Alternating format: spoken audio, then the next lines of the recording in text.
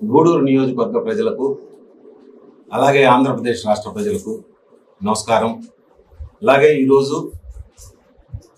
గూడూరులో మా స్వగృహంలో జరుగుతున్నటువంటి ఈ ప్రెస్ మీట్కి నేను ఆహ్వానించిన వెంబటే దయతో మన్నించి ఈ ప్రెస్ మీట్కి విచ్చేసినటువంటి ప్రెస్ అండ్ ఎలక్ట్రానిక్ మీడియా సోదరులందరికీ నమస్కారం, స్వాగతం. ఈ రోజు నుంచి 2 రోజుల్లో అంటే మే 13వ తారీఖు మన ఆంధ్రప్రదేశ్ రాష్ట్రానికి అలాగే కేంద్ర ప్రభుత్వానికి సార్వత్రిక ఎన్నికలు జరగబోతున్న విషయం మీ అందరికీ తెలిసిందే. ఈ సందర్భంగా నేను రాష్ట్రానికి సంబంధించినటువంటి ఒక ముఖ్య విషయాన్ని గురించి మీ అందరికీ తెలియజేయదలిచాను. అదేవిధంగా నా నియోజకవర్గం, నేనెంతో ప్రేమించే నియోజకవర్గం గూడూరుని గురించి కూడా నేను కొంతసేపు మీతో చర్చిస్తాను. అయితే 2019లో ఎన్నో ఆశలతో మేమందరం ఎంతో కష్టపడి మరి వైఎస్ఆర్సీపీ పార్టీని సమర్థించి అధికారంలోకి తీసుకొచ్చాము. తదనంతరం జరిగిన కాలానుగుణంగా అభిప్రాయాలు మారుతూ వచ్చాయి. అదేవిధంగా రాష్ట్ర ప్రభుత్వం రాష్ట్ర ప్రజల ఆస్తులని అలాగే అన్యాయ అక్రమాలని ఏ విధంగా చేస్తూ వచ్చిందో కూడా నేను గమనిస్తూ వచ్చాను. ఇందులో ముఖ్యంగా ఏంటంటే తమ్ముళ్ళు, ఈరోజు పర్టికులర్గా నేను ఒక విషయం గురించి మీకు తెలియజేయదలిచాను.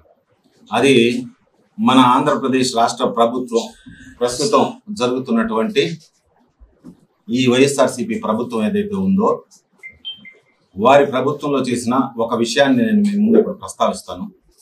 అది వచ్చేసి public distribution scheme, PDS. Jaganmohan Reddy గారు 2018-19లో ఏదైతే పాదయాత్ర చేశారో ఆ సందర్భంగా వారు ప్రజలకు అనేకమైనటువంటి హామీలు ఇస్తూ వచ్చారు. అలాగే ఆ హామీల్లో ఒక భాగంగా ఇంటింటికి రేషన్ పథకాన్ని నేను తీసుకొస్తాను, ప్రజలందరికీ ఇంట్లోనే మరి రేషన్ దొరికే విధంగా నేను ఏర్పాటు చేస్తాను అంటే మేమందరం కూడా చాలా సంతోషించాం.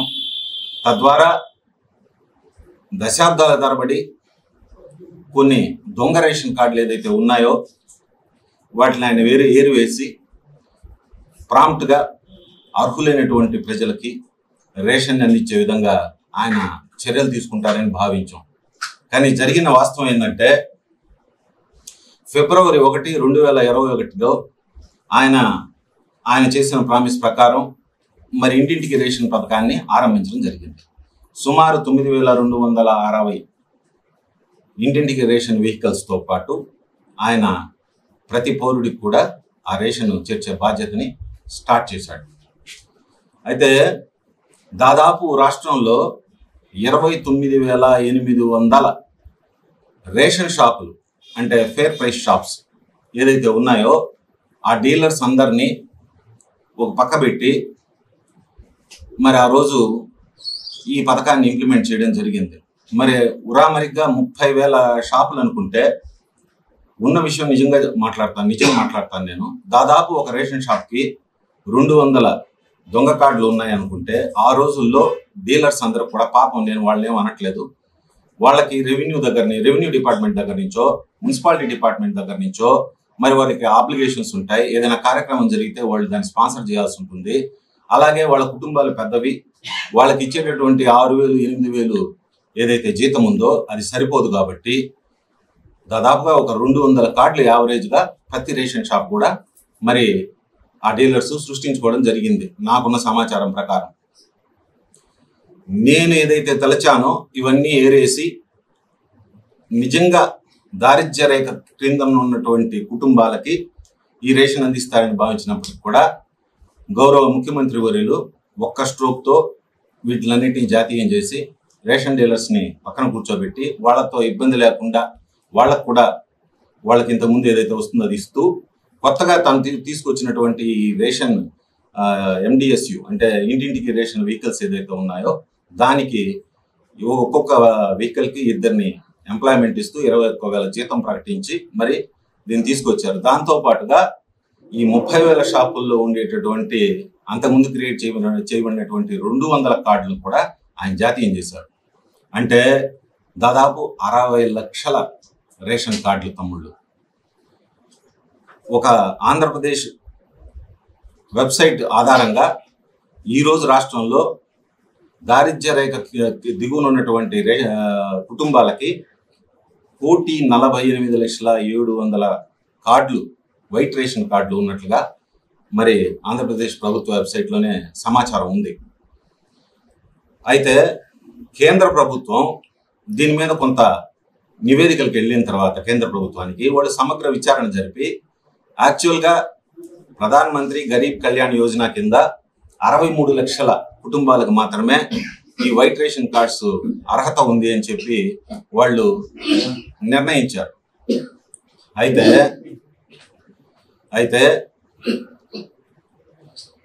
మన లెక్క ప్రకారం ఇంకొక 60 లక్షల రేషన్ కార్డులు మన దగ్గర ఉన్నాయి. దీనికి మన ఆంధ్రప్రదేశ్ ముఖ్యమంత్రి వర్యులు తన ఢిల్లీ పర్యటనల సందర్భంగా ప్రధానమంత్రి వర్యులు కలిసినప్పుడు ప్రత్యేక హోదా సంగతి దేవుడెరుగు, ఆయన ఏం డిస్కస్ చేశారో లేదో తెలియదు ఆంధ్రప్రదేశ్కి. మరి ఈ రేషన్ కార్డుల సంఖ్యని ప్రధానమంత్రి గరీబ్ కళ్యాణ్ యోజన కింద తీసుకొచ్చే ప్రయత్నం చేస్తూ దాదాపు 88 లక్షల కుటుంబాలకి మరి అర్హత తీసుకునే ప్రయత్నంలో భాగంగా ఆయన సాధించుకొచ్చారు. అయితే ఈ 88 లక్షల కుటుంబాలకి రేషన్ కార్డులు కేంద్ర ప్రభుత్వం గుర్తించి మరి ఫిబ్రవరి 2021 నుంచి కూడా ఇప్పటిదాకా కూడా గౌరవ ప్రధానమంత్రి వర్యులు ప్రతి తలకు 5 కేజీలు అంటే కుటుంబానికి 20 కేజీల వరకు ఉచితంగా రేషన్ బియ్యం ఇస్తూ వస్తుండడం మనందరికీ తెలిసిన విషయమే.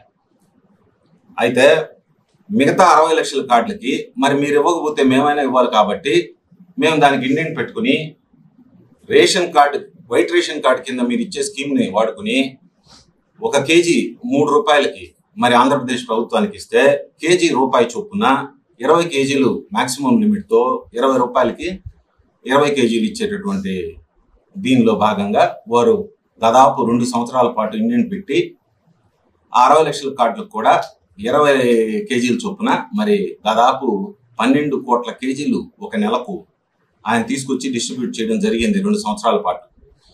కోవిడ్ సమయంలో కూడా మనం అందరం చూసాం ఇది. అయితే వాస్తవం ఏంటంటే ఈ 12 కోట్ల కేజీలు అనేది అది నిజం కాదు, అక్కడ కార్డులే లేవు. మరి ఇది ఎలా పోయింది? దాదాపు 1.2 లక్షల టన్నుల బియ్యం ప్రతి నెల ఉరామరిగ్గా 24 కాదు 20 నెలలు వేసుకుందాం. 1 కేజీ రైస్ని మనం మరి ప్రభుత్వం సేకరించే విధానంలో మనమే చూస్తుంటాం. ఈ వెహికల్స్ దగ్గర కూడా ఈ సోదరులు అమ్మ మీకు మరి బియ్యం కావాలా వద్దా అని అడగడం, కొంతమంది పాపం సరే 7 రూపాయల నుంచి 15 రూపాయల లోపల ఫింగర్ ప్రింట్ వేసేసి అక్కడే గూగుల్ పే ద్వారానో లేకపోతే డిజిటల్ పేమెంట్ ద్వారానో వాళ్ళు ఆ డబ్బులు తీసేసుకోవడం. వీళ్ళు ఈ విధంగా సేకరించిన బియ్యాన్ని కూడా డీలర్స్ ద్వారానో మిల్లర్స్ ద్వారానో మరి తిరిగి కొందరు వ్యక్తుల ద్వారా దగ్గరికి చేర్చడం, వాళ్ళు దాన్ని పాలిష్ చేసి రీబ్రాండింగ్ చేసి ముఖ్యంగా మన దేశంలో కాకినాడ డీప్ వాటర్ పోర్ట్ నుంచి గడిచిన 3 సంవత్సరాల లెక్క తీసినట్లయితే ఎన్ని మిలియన్ టన్నుల బియ్యం ఎక్స్పోర్ట్ అయ్యిందనేది మనందరం తెలుసుకోవచ్చు. నా దగ్గర పక్కా సమాచారం ఉంది. అదేవిధంగా గత 1.5 సంవత్సర కాలంగా కేంద్ర ప్రభుత్వానికి కూడా అనేక నివేదికలు మన రాష్ట్ర ప్రభుత్వంలోని కొంతమంది నాయకుల దగ్గర నుంచి, నిజాయితీ పరుల దగ్గర నుంచి నివేదికలు వెళ్ళాయి. ప్రధానమంత్రి గారు కూడా ఈ విషయాన్ని చాలా సీరియస్గా తీసుకుని దానికి ఒక కమిటీని వేసి మరీ పరిశీలించడం జరిగింది. ఇది నాకు ఉండే సమాచారం, మా ఆప్తమిత్రుల ద్వారా నేను తెలుసుకున్న సమాచారం. సో ఈ విధంగా రీబ్రాండ్ చేసిన రైస్ ఏదైతే ఉందో మలేషియా, వియత్నాం, చైనా అలాగే కొన్ని ఆఫ్రికన్ కంట్రీస్కి 80 రూపాయల నుంచి 120 రూపాయల మధ్య పర్ కేజీకి ఎక్స్పోర్ట్ కూడా చేయడం జరిగింది. అలాగే మన కృష్ణపట్నం పోర్ట్ నుంచి కూడా కొంతవరకు ఎక్స్పోర్ట్ వెళ్ళింది. ముఖ్యంగా Kakinada port deep water port అంటారు, డస్ట్ ఫ్రీ పోర్ట్ అంటారు దీన్ని. ఎందుకంటే ఇక్కడ కోల్ కానీ ఐరన్ ఓర్ కానీ ఇక్కడి నుంచి ఎక్స్పోర్ట్ చేయరు కాబట్టి డస్ట్ ఫ్రీ పోర్ట్ ఇది 2018లో జిఎంఆర్ గారు ఆనాటి ముఖ్యమంత్రి మా నాయకులైనటువంటి నారా చంద్రబాబు నాయుడు గారి ప్రభుత్వంలో అగ్రిమెంట్ చేసుకోవడం జరిగింది. అయితే ఈ విధంగా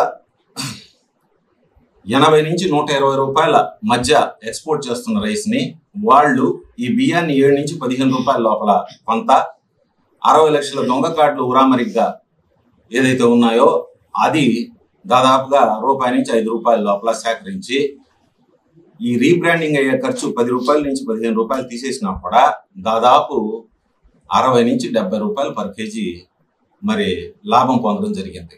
ఈ డబ్బులన్నీ ఎవరి దగ్గరికి వెళ్ళాయి? ఒక నెలకు 1.2 లక్షల టన్నులంటే 12 కోట్ల కిలోలు. 12 కోట్ల కిలోలు అంటే ఇంటూ 60 రూపాయలు వేసుకున్నా కూడా 720 కోట్లు. మరి 20 నెలల కాలం కూడా తీసుకున్నా కూడా మనం 720 కోట్లని దాదాపు 15,000 కోట్ల రూపాయల స్కామ్ ఇది. దీన్ని ప్రధానమంత్రి వర్యులు చాలా మంచి చిత్తశుద్ధితో పరిశీలించి వారు కొన్ని ప్రత్యేకమైనటువంటి చర్యలు కూడా తీసుకున్నారు. అవి కూడా నేను మీకు కొంచెంసేపు తర్వాత ఎక్స్ప్లెయిన్ చేస్తాను. మరి ఈ 15,000 కోట్ల రూపాయల స్కాము ఎందువల్ల అంటే ఇంతకుముందు మా తెలుగుదేశం పార్టీ నాయకులైనటువంటి వర్ల రామయ్య గారు అలాగే పట్టాభిరామ్ గారు ప్రస్తావించడం జరిగింది. అదేవిధంగా జీవీఎల్ నరసింహారావు గారు ఇలా కొంతమంది బీజేపీ నాయకులు కూడా దీన్ని ప్రస్తావించడం జరిగింది. సాక్షాత్తు ఈనాటి finance minister of India Nirmala Sitharaman గారు కూడా దీని గురించి మాట్లాడడం జరిగింది. మరి అదేవిధంగా ఇంత స్థాయిలో ఈ విధంగా ఒక్క స్ట్రోక్తో ఇన్ని వేల కోట్ల రూపాయలు స్కామ్ చేయడానికి పూనుకున్నటువంటి వాళ్ళు దాన్ని అరికట్టే చర్యల్లో భాగంగా ప్రధానమంత్రి వర్యులు ముఖ్యంగా 2 చర్యలు చేపట్టారు. ఒకటి ఏంటంటే ఎక్స్పోర్ట్ చేసేటటువంటి రైస్ పైన రైస్ టన్నేజ్ బేసిస్లో కాకుండా జరిగేటటువంటి ట్రాన్సాక్షన్ జరిగేటటువంటి అమౌంట్ మీద 20% ఎక్స్పోర్ట్ డ్యూటీ విధించారు మొట్టమొదటి చర్యగా. అయినా కూడా కొంతవరకు తగ్గలేదు అది. దాని తర్వాత ఏం చేశారంటే ఆయన బియ్యాన్ని అదర్ దాన్ బాస్మతి రైస్ని అసలు ఇండియా నుంచి ఎగుమతి చేయడాన్నే 14 నెలల క్రితం బ్యాన్ చేశారు. ఆయన వల్ల కూడా దీన్ని ఎలా అరికట్టాలో ఎందుకు చెప్తున్నానంటే దేశంలో ఆంధ్రప్రదేశ్ రాష్ట్రం వరి ఉత్పత్తిలో 4వ స్థానంలో ఉంది. మొదటి స్థానంలో ఉండే వెస్ట్ బెంగాల్, 2వ స్థానంలో ఉండే పంజాబ్, 3వ స్థానంలో ఉండేటటువంటి ఉత్తరప్రదేశ్ కాదని మరి వరి ఎగుమతుల్లో అంటే ఎక్స్పోర్ట్స్లో మాత్రం ఆంధ్రప్రదేశ్ రాష్ట్రం నెంబర్ 1లో ఉంది. దేశం నుంచి ఎగుమతి అవుతున్నటువంటి నాన్ బాస్మతి రైస్ ఏదైతే ఉందో ఆంధ్రప్రదేశ్ రాష్ట్రం 31.5% మొత్తం ఎగుమతుల్లో చోటు చేసుకుంది. మరి దీన్ని బట్టి మీరందరూ అర్థం చేసుకోవాలి. అలాగే కేంద్ర ప్రభుత్వం కూడా సంపూర్ణంగా దీని మీద ఎంక్వైరీ వేసి ఉన్నారు. తదనుగుణంగా రాబోయే రోజుల్లో సిబిఐకి లేదా ఎన్ఫోర్స్మెంట్ డైరెక్టరేట్ కూడా ఈ కేసు వెళ్ళేటటువంటి అవకాశం ఉందని మరి నాకు ఆప్త మిత్రులు కొంతమంది చెప్పారు. కాబట్టి దయచేసి ఆంధ్రప్రదేశ్ ప్రజలకి నేను చేసే విజ్ఞప్తి ఒకటేనండి, మీకు ప్రభుత్వం ఇస్తున్నటువంటి ఈ రేషన్ బియ్యాన్ని దయచేసి 7 రూపాయలకో 10 రూపాయలకో 15 రూపాయలకో అమ్మేయొద్దండి. దయచేసి మీరే డైరెక్ట్గా ఈ చిన్న చిన్న చిరు వ్యాపారులు ఉంటారు, దోశలు ఇడ్లీలు బోండాలు వేసేవాళ్ళు, వాళ్ళకి ఇచ్చినా కూడా మీకు 20 రూపాయలు అయినా దొక్కుతుంది. ఈ విధంగా అయినా మీరు ఆ రైస్ని అక్కడే వెనక్కి ఇచ్చేయకుండా తీసుకెళ్ళి మీకు ఇంకొంచెం లాభం వచ్చే దగ్గర అమ్ముకుంటే ఆ డబ్బులు మీకైనా దొక్కుతాయని నేను విన్నవించుకుంటున్నాను. కాబట్టి దయచేసి ఆంధ్రప్రదేశ్ ప్రజలందరూ కూడా ఆలోచించి కేంద్ర ప్రభుత్వం మనకు కల్పించినటువంటి గరీబ్ కళ్యాణ్ యోజన కింద వస్తున్నటువంటి ఈ స్కీమ్ని సద్వినియోగం చేసుకోండి, దుర్మార్గులకు సహకరించకండి అనేది నేను మీ అందరికి కూడా విజ్ఞప్తి చేస్తున్నాను. అయితే ఇప్పుడు నేను ఒక గూడూరు వాసిగా, గూడూరు నియోజకవర్గ అభివృద్ధిని కాంక్షించే వ్యక్తిగా మన గూడూరు నియోజకవర్గం గురించి, ముఖ్యంగా గూడూరు పట్టణాన్ని గురించి కూడా నేను మీతో ఇప్పుడు మాట్లాడతాను. గూడూరులో ముఖ్యంగా గూడూరు పట్టణంలో 2019 నుంచి అంటే గడిచిన 5 సంవత్సరాలుగా ఒక అత్తిలి గ్యాంగ్ తయారైంది. అత్తిలి గ్యాంగ్ అంటే మీ అందరూ అత్తిలి సత్యబాబు సినిమా చూస్తుంటారు. ఆ సినిమాలో కృష్ణ భగవాన్ క్యారెక్టర్, ఆయన భార్య మున్సిపల్ చైర్మన్, అయితే నిర్ణయాలు తీర్మానాలన్నీ ఈయనే చేసేస్తుంటాడు. భలే కామెడీగా ఉంటుంది మూవీ. అదే విధంగా మన గూడూరు అత్తిలి గ్యాంగ్ కూడా భలే తమాషా నిర్ణయాలు ప్రకటిస్తుంటారు. గత 5 సంవత్సరాల్లో ఈ అత్తిలి గ్యాంగ్ ప్రకటించినటువంటి కొన్ని పథకాల గురించి నేను చెప్తాను. మొట్టమొదటిది గూడూరుకి రింగ్ రోడ్డు. ఏమంటే మీరు ఎక్కడైనా విన్నారా? అత్తిలికి రింగ్ రోడ్ అంటే అత్తిలికి రింగ్ రోడ్ ఉండకూడదా అంటాడు కృష్ణ భగవాన్. అట్ట గూడూరు రింగ్ రోడ్ ఉండకూడదు, ఉండొచ్చండి, కాదనలేదు. మరి ఎవరైతే పెరిగిన పంచాయతీలు విలీనం కాకూడదని మాట్లాడుతున్నారో, మరి మీరు రింగ్ రోడ్డు పెరిగిన పంచాయతీలని కలిపేస్తారా? లేదు కోర్టు సెంటర్ నుంచి ఆర్టీసీ బస్ స్టాండ్ లోపలనే రింగ్ రోడ్ వేస్తారా? ఒకవేళ మీరు ఇట్లా ఏ నిర్ణయం తీసుకుని వేసినా కూడా గూడూరు మ్యాప్ను తీసుకుని మీరు వేయబోయేటటువంటి ఆ రింగ్ రోడ్ని ప్లాట్ చేసి ఏ మార్గంలో వెళ్తుంది, ఎన్ని దగ్గర రైల్వే లైన్ క్రాస్ అవుతుంది, అదేవిధంగా ఎన్ని ఫ్లైఓవర్లు కట్టాలి, దానికి ట్రాఫిక్ పాస్ అయ్యేదానికి ఎన్ని ఎకరాల భూమి సాధారణ రైతుల నుంచి మీరు సేకరిస్తారు, ఏ పంచాయతీల్లో సేకరిస్తారు అనేది కూడా మీరు స్పష్టం చేస్తే బాగుంటుంది. ఏమాత్రం అవగాహన లేకుండా, ఏమాత్రం అభివృద్ధి గురించి ఆలోచన లేనటువంటి వాళ్ళు ఇట్లాంటి పిచ్చి ప్రలాపనలు చేస్తుంటారు. మీరు చెప్పండి సోదరులారా, రింగ్ రోడ్డు ఎలాగ వేస్తారు? మీరే చెప్పండి. సో ఇప్పుడు గూడూరు పట్టణంలో 2011 నుంచి నిలిచిపోయినటువంటి ఆ ఫ్లైఓవర్ ఒక్క అంగుళం కూడా ముందరకు కాదన్నటువంటి పరిస్థితుల్లో ఇప్పుడు కొత్తగా రింగ్ రోడ్ వేసి మీరు 2 ఫ్లైఓవర్లు ఇటు పక్క నుంచి విజయవాడ లైన్ క్రాస్ చేయాలి, ఇటు పక్క పోతే Venkatagiri line, Chennai line cross చేసి ఫ్లైఓవర్ వేస్తే కానీ రింగ్ రోడ్ పూర్తి కాదు. మీకు కూడా తెలుసు అని నేను భావిస్తున్నాను. కాబట్టి మీరు ఇది ఏ విధంగా ఇంప్లిమెంట్ చేస్తారో తెలియజేస్తే నేను కూడా ధన్యవాదాలు తెలియజేస్తాను. అదేవిధంగా గూడూరు చెరువు, దాని యొక్క అభివృద్ధి. ఇప్పుడు గూడూరుకంటూ సపరేట్ గా ఒక మేనిఫెస్టో సృష్టించింది ఈ అత్తిలి గ్యాంగ్. దాన్ని పాపం తెలిసి తెలియక ఆ అభ్యర్థికి చెప్పి ఆయన దగ్గర మాట్లాడిస్తున్నారు.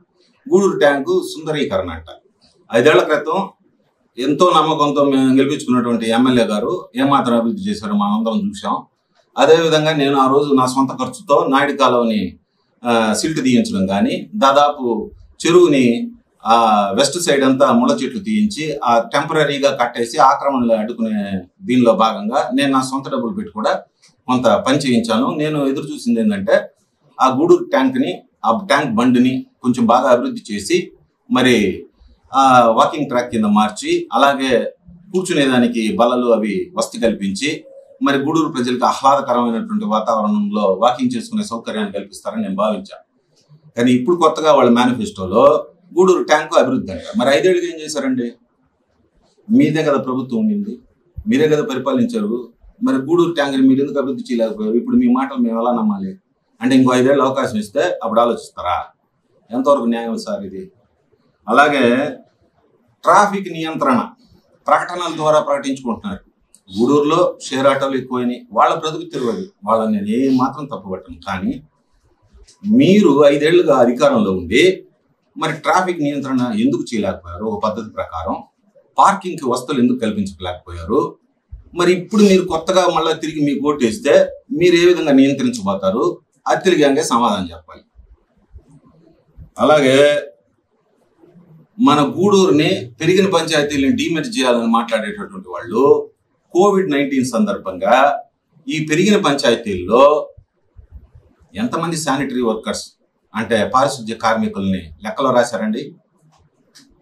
ఖచ్చితంగా రేపు రాబోయే జూన్ 4వ తారీఖు మా తెలుగుదేశం, జనసేన, బీజేపీ కూటమి ఏర్పాటు చేయబోయే ప్రభుత్వం వస్తుందని నేను నమ్ముతున్నాను.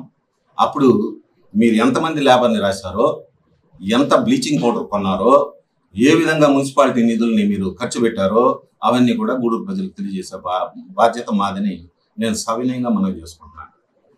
అదా గూడూరుకి తాగునీళ్లు మీ అందరికీ తెలుసు తమ్ముళ్ళారా, నీళ్లలో కూడా తాగునీటి కొళాయిలు ఉంటాయి. అవి రోజుకి ఎంతసేపు వస్తుందో భగవంతుడికి ఎరుక. నెలలో ఎన్ని రోజులు పైప్ లైన్ రిపేర్ పేరుతో ఆపేస్తారో కూడా మీ అందరికీ తెలిసిన విషయం. మరి గడిచిన 5 ఏళ్లలో ఈ తాగునీటి వసతిని మీరు ఇంకా ఓహెచ్ఎస్ఆర్స్ అంటే ఓవర్ హెడ్ ట్యాంక్స్ కట్టి ఇంకా కొంచెం పరిధి పెంచి మీరు ఎందుకని ఇవ్వలేకపోయారు? ఇప్పుడు అక్కడ ఉండేటటువంటి మాయాబజార్ సెంటర్లో 2 ట్యాంకులు ఉన్నాయి. ఒక్కసారి పైకి ఎక్కి చూస్తే ఆ ట్యాంకుల పరిస్థితి మీకే అర్థమవుతుంది. ఆల్మోస్ట్ కూలిపోయే పరిస్థితి ఉంది. మరి మీరు సప్లై చేసే తాగునీరుని కాసుకోకుండా అంటే వేడి చేసుకోకుండా తాగితే ఎటువంటి రోగాలు వస్తాయో కూడా తెలియదు. మీకు గూడూరు ప్రజల ఆరోగ్య విషయం పట్ల ధ్యాస లేదా? వాళ్ళకి మౌలిక వసతులు కల్పించాలనేటటువంటి మరి కర్తవ్యం లేదా? ఎందుకని ఈ విధంగా ప్రవర్తిస్తున్నారో మరి వాళ్ళే సమాధానం చెప్పాలి. అలాగే మనం ఈ మధ్యనే చూసాం, గూడూరుకి రాష్ట్ర వ్యాప్తంగా కూడా ప్రభుత్వ అనుమతులు తీసుకొని గ్యాస్ పైప్ లైన్లు చేస్తాం, మనం అందరికి చూసిన విషయమే. ఇది AG&P అనేటటువంటి ఒక కంపెనీ ఈ పనులు చేపట్టింది. మరి గూడూరు పట్టణంలో కూడా వీళ్ళకి అనుమతులు ఇచ్చారు. ఈ అత్తిలి గ్యాంగ్ ఇచ్చి ఏం చెప్పారు, ఆ అగ్రిమెంట్లో ఏముంటుందంటే, గతంలో మా తెలుగుదేశం ప్రభుత్వంలో వేసినటువంటి కాంక్రీట్ రోడ్లన్నీ కూడా ఇష్టానురహితంగా పగలగొట్టి పైప్ లైన్ వేసి మట్టితో పూర్తి చేసి వెళ్ళిపోయిన దానివల్ల మనమే చూసాం, విలేకరు మిత్రులందరికీ తెలుసు, చాలా ప్రమాదాలు జరిగాయి. ఒక ఇద్దరు ప్రాణాపాయం నుంచి కూడా తప్పించుకున్నారు. బురద అయిపోయి వాన వస్తే లోపల బైక్తో పాటు పడిపోయి, మీరందరే సాక్ష్యం దానికి. మరి AG&Pకి అనుమతి ఇచ్చినటువంటి వాళ్ళు ఎవరు? మున్సిపల్ కమిషనరా, ఎమ్మెల్యే గారా, అత్తిలి గ్యాంగా? ఇది దయచేసి తెలియజేయాలి. ఎందుకంటే ఒక రోడ్డు పగల కొట్టాలంటే ఒక కాంట్రాక్టర్గా నేను చెప్తున్నాను, మున్సిపాలిటీకి ముందు ఆ కాంక్రీట్ రోడ్డు పగల కొట్టి తిరిగి వేయాలి అనే దానికి గ్యారంటీ కింద డిపాజిట్ అమౌంట్ కట్టాలి. ఆ డిపాజిట్ అమౌంట్ కట్టారా? మీరు కట్టించుకున్నారా? లేదు మీ వరకు మీరు చూసుకున్నారా? మరి పగలగొట్టినటువంటి ఆ సిమెంట్ రోడ్లని, కాంక్రీట్ రోడ్లని తిరిగి మీరు కాంక్రీట్ వేసి ఎందుకు ముగించలేకపోయారు? మరి వాళ్ళని మీరు ఎందుకు నిలదీయలేకపోయారు? ఇందులో మీ స్వార్థం ఏంటి? ఇది కూడా గూడూరు ప్రజలకి చెప్పాల్సిన బాధ్యత ఉంది మీ పైన. అలాగే జగన్మోహన్ రెడ్డి గారు వార్డుకి 20 లక్షలు చొప్పున నిధులు లేవు అంటున్నారు. ఏదో ఒక అభివృద్ధి కార్యక్రమం చేయండి మరి అని చెప్పేసి వార్డుకి 20 లక్షల చొప్పున ఆయన మన 33 వార్డులు, పాత వార్డులు 6,60,00,000 రూపాయలు శాంక్షన్ చేశారు. మరి ఆ పనులన్నీ ఎక్కడ చేశారు? ఏ విధంగా మీరు 6.6 కోట్లకి అలాట్ చేశారు? ఎవరికి ఇచ్చారు? ఆ అమౌంట్ కూడా ఎలా ఖర్చు పెట్టారో చెప్పాల్సిన బాధ్యత మీ పైన ఉంది. అలాగే కంపోస్ట్ యార్డు, మన చెత్త కొట్టేటటువంటి ప్రాంతం తాళమ్మ తల్లి దేవాలయం ఎదురుగా మీ అందరికీ తెలుసు ఎటువంటి పరిస్థితుల్లో ఉందో. అక్కడ దుర్గంధం, లోపభూయిష్టం. ఈ మధ్య కొత్తగా ఒక మిషన్ తెచ్చిపెట్టారు. వీళ్ళకి ఎవరికి దాని పట్ల అవగాహన లేదు. కానీ అది సీవ్ చేసే మిషన్.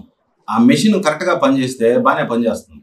కానీ అది ఒక దిష్టి బొమ్మలాగా ఆడ తీసుకొచ్చి పెట్టేసేసి కొన్ని నెలల పాటు మరి మీరు ఏం చేశారు? అక్కడ నిజంగా క్లీన్ చేశారా? క్లీన్ చేసి ఉంటే ఎన్ని టన్నులు క్లీన్ అయింది? క్లీన్ అయిన తర్వాత ఆ వేస్ట్ని ఎలా డిస్పోజ్ చేశారు? లేదు, మీరు సూపర్లను ఆకర్షించే విధంగా ఆ మిషన్ తెచ్చి అక్కడ పెట్టి దాని ద్వారా మీరు మరి మున్సిపాలిటీ నిధులు ఏమైనా ఖర్చు చేశారనేది కూడా రాబోయే మా ప్రభుత్వంలో లెక్క తెలుస్తాం. విధంగా మన మున్సిపాలిటీ పరిధిలో ప్రస్తుతం లేని దీపాళెం పంచాయతీలో ఉన్నటువంటి నెల్కాస్ట్ కంపెనీ మున్సిపాలిటీకి ఎన్ని కోట్ల బకాయి ఉందో దయచేసి తెలియజేయండి. లేకపోతే డిమాండ్ స్లిప్తో కూడా నేనే మరొకసారి విలేకరు మిత్రులకు చూపిస్తూ మరొకసారి విలేకరు మిత్రుల ముందుకు రావాల్సి ఉంటుంది. అలాగే వాళ్ళు సోషల్ కార్పొరేషన్ రెస్పాన్సిబిలిటీ కింద గడిచిన 20 ఏళ్లలో మరి ఏం అభివృద్ధి కార్యక్రమాలు మన గూడూరు పట్టణానికి చేశారు, ఎలాగా వాళ్ళ టర్నోవర్ మీద 2% టర్నోవర్ మీద లేకపోతే ఆదాయం మీద 5% మరి ఎలా ఖర్చు పెట్టారో ఆ లెక్కలు కూడా రాబోయే మా ప్రభుత్వంలో ఖచ్చితంగా తేల్చి గూడూరు మున్సిపాలిటీకి లబ్ధి చేకూరే విధంగా మరి మేమందరం కూడా ప్రయత్నిస్తాం. సో ఇదండి అత్తిలి గ్యాంగ్ పరిస్థితి. ఆ తర్వాత ఇక మన రాష్ట్ర ముఖ్యమంత్రి వర్యుల విషయానికి వస్తే, వారు ఈ మధ్యనే మనం అందరం పేపర్లో వార్తలు చూసాం. మరి ఈ ఎలక్షన్ అయిపోయిన తర్వాత మే 17వ తారీఖు మరి ఆయన కుటుంబం జూన్ 1వ తారీఖు వరకు మరి యూరోప్ వెళ్ళేదానికి అనుమతులు ఇవ్వాల్సిందిగా కోర్టులో రిక్వెస్ట్ సబ్మిట్ చేసినట్టు మనందరం కూడా పేపర్లో చూసాం. అదేవిధంగా గౌరవ కోర్టు కూడా సిబిఐని వాళ్ళ రిప్లైని ఫైల్ చేయాల్సిందిగా కోరింది. అది కోర్టులో విషయం ఉంది. మరి అది ఎలాగ చేస్తారో అది గౌరవ కోర్టే నిర్ణయించాలి. దాని పట్ల నాకేం అభ్యంతరం లేదు. అయితే నేను కోరుకునేది ఒకటే, గౌరవ ముఖ్యమంత్రి వర్యులు ఎప్పుడు చూసినా నా ఎస్సీలు, నా బీసీలు, నా మైనారిటీలు అని చెప్పి అందరి గురించి మాట్లాడే వ్యక్తి వీళ్ళందరినీ వదిలేసి మీరు మాత్రం యూరోప్కి వెళ్తే ఎలాగ సార్? వీళ్ళు ఇక్కడేమో ఎండలో సావాలా? మరి మీ వాళ్ళందరినీ వదిలేస్తే వాళ్ళు మరి ఎట్లా సార్? మీరు మాత్రం మంచు కొండలో కూర్చుంటే న్యాయమా? అదేవిధంగా మీ అక్క చెల్లెమ్మలు, మీ బిడ్డ, మీ ఇంటి బిడ్డ, మరి వాళ్ళని కూడా తీసుకెళ్ళాలి కదా. ఏం సార్ మీ వాళ్ళు కదా వాళ్ళందరూ? కేవలం ఓట్లు మాత్రమే కావాలి మీకు. కాబట్టి ఒకవేళ పాస్పోర్ట్ లేనట్లయితే ఆ కుటుంబాలన్నిటికీ మీకు ఎంత ఖర్చు అవుతుందో అంత ఇచ్చేయండి. ఆ విధంగా మీరు చేసినట్లయితే నిజంగానే మీరు చెప్తున్న విధంగా మీ ఎస్సీలు, మీ ఎస్టీలు, మీ బీసీలు, మీ మైనారిటీలు మేము కూడా నమ్ముతాం. మీ అక్షరాలందరూ కూడా న్యాయం చేయండి దయచేసి. కాబట్టి ఇవన్నీ గుర్తుపెట్టుకోండి ప్రజలారా.